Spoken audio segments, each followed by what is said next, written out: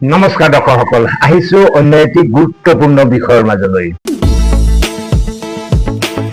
শেহতীয়া এক চৰকাৰী ৰিপৰ্টে সমগ্ৰ অসম জোকাৰি গৈছে। অসমত সন্তান জন্মৰ হাৰ ইমান দ্ৰুতগতিত কমিছে যে বিজ্ঞানী আৰু অৰ্থনীতিবিদসকল এতিয়া চিন্তাত পৰিছে। এনেদৰে হলে জনসংখ্যা কমি কমি গৈ এদিন অসমীয়া মানুহবোৰ পৃথিৱীৰ পৰা বিলুপ্ত হৈ যাব নেকি? আজিৰ এই ভিডিঅ'ত আমি জানিম অসম আৰু বিশ্বৰ এনে কোনবোৰ দেশে ধ্বংসৰ দিশে গতি কৰিছে আৰু আমাৰ ভৱিষ্যত ইয়াৰ দ্বাৰা কেনেকৈ প্ৰভাৱিত হ'ব। সম্ভৱ হলে ভিডিঅ'টো শেষলৈকে চাব আৰু শেষত আপোনাৰ মনৰ অনুভৱ কমেণ্ট বক্সত লিখিবলৈ নাপাহৰিব। মূল বিষয়ৰ মাজলৈ যোৱাৰ আগতে অসম বিধানসভাৰ অধ্যক্ষ ৰঞ্জিত দাসে কালি মিডিয়াৰ সন্মুখত প্ৰকাশ কৰা কিছু বক্তব্য শুনাব বিচাৰিছো। গতিকে এতিয়াৰ পৰা 1 জুলাই তাৰিখৰ পৰা যে 3টাতকৈ অধিক সন্তান যাত থাকিব সেইসকল প্ৰেগনেণ্ট মানে যিবোৰ উইমেন, সেইসমূহ উইমেনো মেডিকেল কলেজত যিটো ফিজ দিব লাগে বা ছ'ন'গ্ৰাফিৰ ক্ষেত্ৰত বা এক্সৰেৰ ক্ষেত্ৰত বা লেবৰেটৰীৰ ক্ষেত্ৰতে হওক বা ৰেজিষ্ট্ৰেশ্যনৰ ক্ষেত্ৰত যে মেডিকেল কলেজৰ বৰপেটাত যিটো চাৰ্জ দিব লাগে সেই চাৰ্জ ইয়াতে FROটো দিব লাগিব। আৰু মই এইটো আহ্বান জনাইছোঁ, এইটো আমাৰ স্বাস্থ্য বিভাগৰ মন্ত্ৰী অশোক সিংহাল ডাঙৰীয়াৰ লগতে স্বাস্থ্য বিভাগক মই আহ্বান জনাইছোঁ। আচলতে অসমত সমগ্ৰ অসমত এই নিয়মটো প্ৰৱৰ্তন হ'ব লাগে। কাৰণ 3গৰাকীকৈ যেতিয়া 3টা সন্তানলৈ আমি যেতিয়া চৰকাৰে ফ্ৰী দিওঁ, তাৰ 4 নম্বৰ সন্তান প্ৰেগনেঞ্চিত যদি এইবোৰ যদি ফ্ৰী দিয়া হয় তেতিয়াহ'লে তেওঁলোকক আচলতে উৎসাহিত কৰাহে হয়। গতিকে অসমৰ আন হস্পিটেল ক্ষেত্ৰতো এইটো আচলতে বন্ধ হ'ব লাগে। 3 নম্বৰৰ ওপৰত যিবোৰ সন্তান থাকে, সন্তানৰ কাৰণে যিবোৰ আহে চিকিৎসালয়ত, তেওঁলোকৰ পৰা চৰকাৰী যিটো ন্যূনতম ফিজ যিটো লোৱা হয় মেডিকেল কলেজবিলাকত, সেইটোৰ আধাৰতে তেওঁলোকৰ বিভিন্ন টেষ্ট পৰীক্ষাতে হওক বা ছ'ন'গ্ৰাফিতে হওক বা এক্সৰেতে হওক বা ৰেজিষ্ট্ৰেশ্যন ফিজতে হওক সেই টকাটো তেওঁলোকৰ পৰা লোৱাটো বাঞ্ছনীয় বুলি মই ভাবোঁ। দৰ্শকসকল, ৰঞ্জিত দাস বিধানসভাৰ অধ্যক্ষ হোৱাৰ উপৰি বৰপেটা মেডিকেল কলেজৰ মেনেজমেণ্ট কমিটিৰ লগতো জড়িত। তেওঁ ক'ব বিচাৰিছে যে বৰপেটা মেডিকেলত এগৰাকী মাতৃৰ 3য় বা 4ৰ্থ সন্তানে প্ৰথম বা 2য় সন্তানে লাভ কৰা সুবিধা নাপাব। তেওঁ সমগ্ৰ অসমতে এই একে ব্যৱস্থা হোৱাটো কামনা কৰিছে।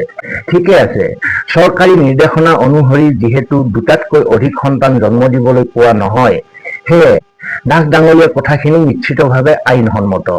কিন্তু TFR অৰ্থাৎ টোটেল ফাৰ্টিলিটি ৰেটৰ শেহতীয়া প্ৰতিবেদনলৈ চাই ক'ব খোজো যে পৰিয়াল পৰিকল্পনাৰ ক্ষেত্ৰত বিষয়টো ৰঞ্জিত দাসেই হওক বা অসম চৰকাৰেই হওক নতুনকৈ চিন্তা চৰ্চা কৰাৰ সময় আহি পৰিছে। কিয়নো শেহতীয়া ৰাষ্ট্ৰীয় পৰিয়াল স্বাস্থ্য সমীক্ষা অনুসৰি অসমৰ সামগ্ৰিক প্ৰজনন হাৰ বা TFR হ্ৰাস পাই হৈছেগৈ মাত্ৰ 1.6। অৰ্থাৎ অসমৰ এগৰাকী মাতৃয়ে গড়ে 2টাতকৈও যথেষ্ট কম সন্তান জন্ম দিয়ে। সাধাৰণ ভাষাত ক'বলৈ গ'লে এখন সমাজ সুস্থ আৰু সুস্থিৰ হৈ থাকিবলৈ প্ৰতিগৰাকী মহিলাই গড়ে 2.1 সন্তান জন্ম দিয়াটো প্ৰয়োজন। ইয়াকে কোৱা হয় ৰিপ্লেচমেণ্ট লেভেল।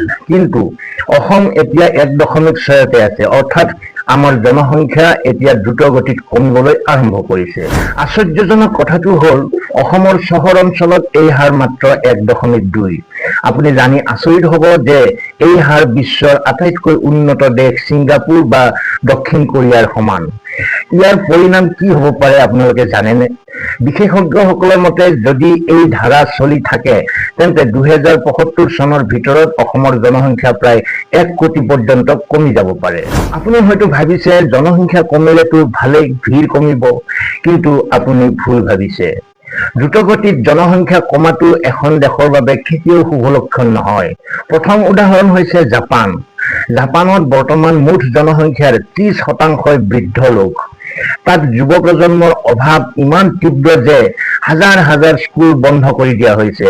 গ্ৰাম্য অঞ্চলত লাখ লাখ সুন্দৰ ঘৰ খালী হৈ পৰিছে, কাৰণ তাত থাকিবলৈ মানুহেই নাই। কোম্পানীবোৰত কাম কৰিবলৈ মানুহ নাই বাবে তেওঁলোকে এতিয়া ৰবট ব্যৱহাৰ কৰিবলগীয়া হৈছে।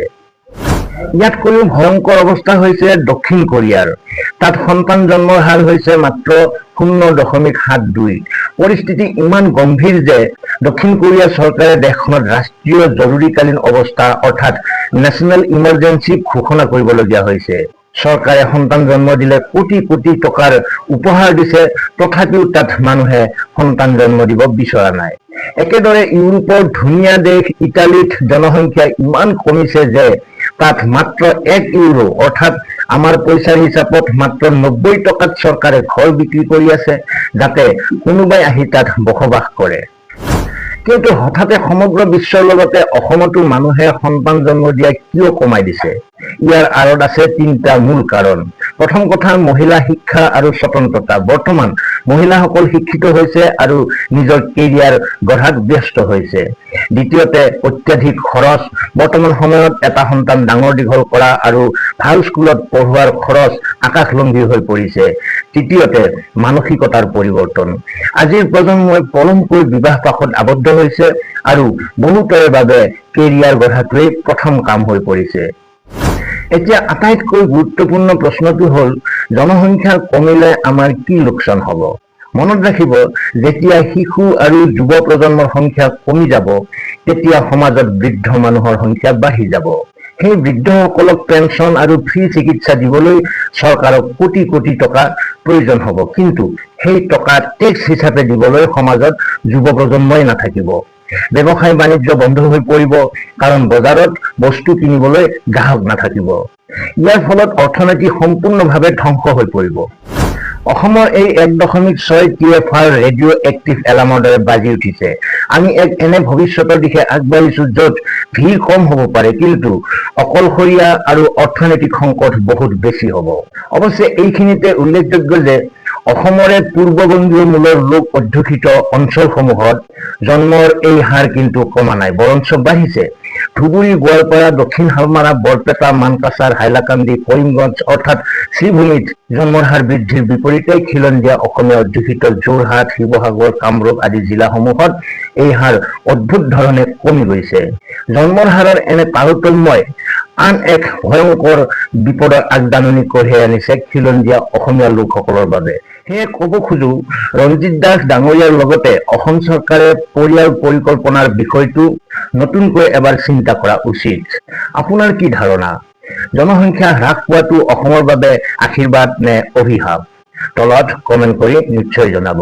ভিডিঅ'টো ভাল লাগিলে লাইক কৰিব, শ্বেয়াৰো কৰি দিব বন্ধুবৰ্গৰ মাজলৈ। লগতে এনেধৰণৰ ভিডিঅ' পাই থাকিবলৈ চেনেলটো ছাবস্ক্ৰাইব কৰি ল'ব। আজিলৈ আহিছোঁ, ভালে থাকক, কুশলে থাকক, ধন্যবাদ।